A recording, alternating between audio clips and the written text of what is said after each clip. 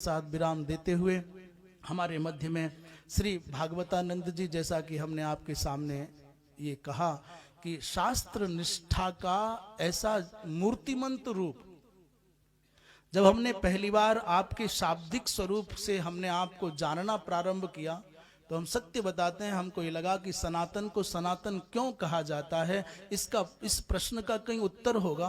तो हमें उत्तर आपके रूप में मिला। आप जैसे अनेक लोग अलग अलग केंद्रों पर बैठ करके इन संभावनाओं को जीवंत रखते हैं कि सनातन वास्तव में सनातन है, शाश्वत है, शास्त्र निष्ठा का क्षरण हो सकता है। सनातन धर्म के मूल सिद्धांतों के प्रभावी रूप में कुछ न्यूनता देखी जा सकती है, पर उसे मिटाया नहीं जा सकता। जैसे बादलों के द्वारा सूर्य को आच्छादित तो किया जा सकता है, पर नष्ट नहीं किया जा सकता।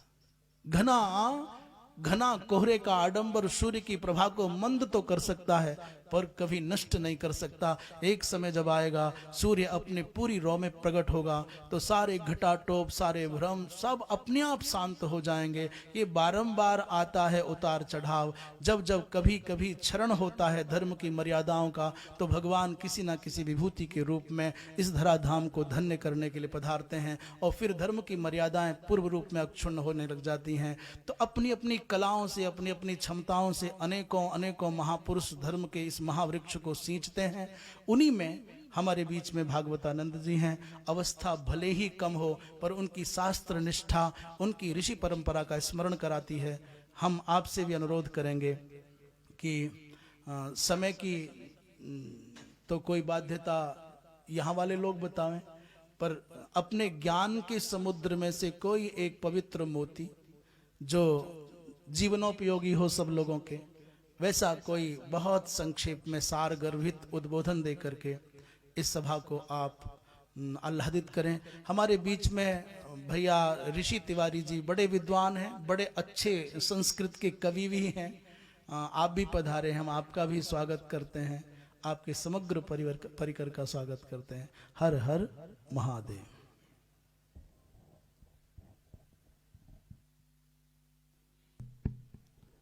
श्रीमन्नारायण। वसुदेवसुतं देवं कंसचाणूरमर्दनं देवकी परमानंदं कृष्णं वंदे जगद्गुरुं। समुपस्थित समस्त पिंडस्थ महात्माओं के अंतर्निहित नारायण को हम प्रणाम करते हैं। आदरणीय स्वामी जी से मेरा भौतिक परिचय 2017 ईस्वी के माघ मेले में प्रयाग में हुआ था। उसके बाद से स्वामी जी का अनुग्रह मुझ पर निरंतर रहा है, प्रत्यक्ष भी और परोक्ष भी। सिद्धांतगत संबंध का यही लाभ होता है कि शास्त्रीय मार्गदर्शन में आपको अगर कहीं किंकर्तव्य विमूढ़ता की भी प्राप्ति हो जाए तो गुरुजन उससे उबार लेते हैं। जो हमारे जीवन का परम श्रेय है वह किसी भी प्रकार से, चाहे भक्ति मार्ग हो, कर्म योग हो, सांख्य योग हो, अथवा जो व्यक्ति भगवान ने जैसे वैदिकी तांत्रिकी अर्चा विधान का भी वर्णन किया तो सपर्या विधान के माध्यम से हो, किसी भी प्रकार से हम अपने समस्त तत्वों का, क्रियाओं का, व्यवहार का नियोजन उस परब्रह्म के प्रति करें, यही समस्त जीवों का उद्देश्य होना चाहिए। भगवान ने श्रीमद् भगवद गीता के 16वें अध्याय के अंतर्गत जो दैवी संपदा और आसुरी संपदा का वर्णन किया है, उसमें उन्होंने कहा, क्षिपाम यजस्र मसुभा नासुरीस्वेव योनिषु। दंभ पूर्वक धर्म करने वालों को भी और हठ पूर्वक अधर्म करने वालों को भी आसुरी संपदा में ही गिना भगवान ने। धर्म का अर्थ केवल कर्तव्य परायणता से संबंधित हो तो कल्याणकारी है। यदि उसमें प्रदर्शन अथवा दंभ आ जाए, उस स्थिति में वह धर्म कृत्य भी अपना संपूर्ण फल प्रदान नहीं कर पाता। रुद्रयामल तंत्र में जो चंडिका स्तुति है नवार्ण पुटित, उसमें भगवान महादेव ने भी भगवती को कहा है, तेषा अमंतक रूपिणी, आप उन लोगों के लिए अंतक रूपिणी मतलब यमराज के समान हो जाती हैं जो दंभ पूर्वक यज्ञ दान आदि का आश्रय लेते हैं। अर्थात यज्ञ दान आदि भी हमारे लिए सकाम बंधन में होकर प्रदर्शनात्मक नहीं होने चाहिए। यदि कामना भी हम करें तो किसी श्रेष्ठ तत्व की कामना करें, यदि लोक की कामना भी करनी है तो परम लोक की कामना करें। दंभपूर्वक किया गया कोई भी कृत्य हमें आंशिक क्षणिक सुख या प्रसिद्धि प्रदान कर सकता है, लेकिन उसका कोई तात्विक लाभ नहीं होता। जिस प्रकार से जुगनू के माध्यम से कुछ चमक प्रकाश दिख जाती है, लेकिन वह प्रकाश किसी उपयोग में नहीं आ सकता। स्वामी जी ने जो श्लोक बहुत सुंदर बताया अभी, सदैव देव भगवान प्रतीक्षताम, पर इन्होंने कहा, मेरे गुरुजनों ने बचपन में मुझे उपदिष्ट किया था श्रीमद् भागवत का और श्रीमद् भगवत गीता का एक श्लोक भी कोई उसको नित्य कैंकरी में स्थान दे देना है कि मुझे इस श्लोक की भावना का आश्रय लेकर या इस श्लोक के आधार पर अपना जीवन व्यतीत करना है। तो उसमें स्वतंत्रता थी, कोई भी श्लोक आप चुन लें। तो मैंने श्रीमद् भगवत गीता के 3 श्लोकों का चयन किया अपनी बुद्धि के अनुसार उस समय। कार्पण्य दोषोपहत स्वभाव, एक ये श्लोक, इससे क्या होगा, भटकेंगे तो भगवान संभाल लेंगे, शिष्यस्तेहं साधि माम त्वं प्रपन्नम। दूसरा, तस्मात् प्रणम्य प्रणिधाय कायं प्रसादयित्वा महमीश मीडियम, कि गलती हमसे हो गई तो भगवान क्षमा कर देंगे, पितेव पुत्रस्य सखेव सख्यो। और तीसरा श्लोक यह, किरीटिनं गदिनं चक्रहस्तम इच्छामि त्वां द्रष्टुमहं तथैव, इस जन्म में, लोक में, लोकांतर में, जन्मांतर में, लेकिन कभी दर्शन दे दीजिएगा। ये 3 में भाव चुना।